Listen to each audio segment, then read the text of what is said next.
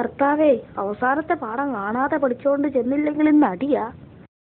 തൊടയിലൊരു പാള വെച്ച് കെട്ടിക്കോളാ. പുസ്തകമൊക്കെ സർക്കാർ സർവീസ് പോലെ ആയല്ലോടാ. എന്നാ പറയാനാ, എല്ലാം കുത്തഴിഞ്ഞു. അവസാനത്തെ പാഠം ഇല്ല, കീറിപ്പോയി. ഞൊട്ട്. പുസ്തകം ദേവൻ തമ്പുരാനെ പോലെയായി. ആദിയുമില്ല അറുതിയുമില്ല. ആദിയുണ്ട്, വയറ്റിലാന്നേ ഉള്ളൂ. മുട്ടയുടെ വീട്ടിൽ ചെന്ന് അവന്റെ പുസ്തകം നോക്കി പഠിക്കാം.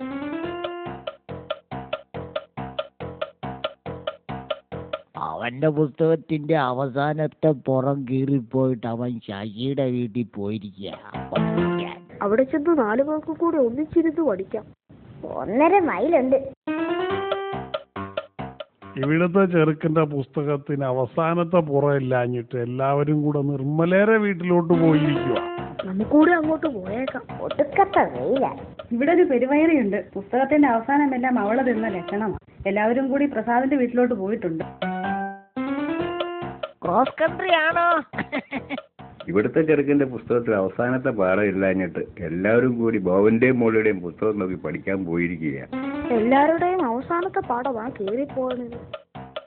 എന്നാ പിന്നെ അച്ചടിക്കുന്നവന്മാർക്ക് അവസാനത്തെ പാഠം നടുക്കെവിടെയെങ്കിലും അച്ചടിക്കാൻ മേലായിരുന്നോ?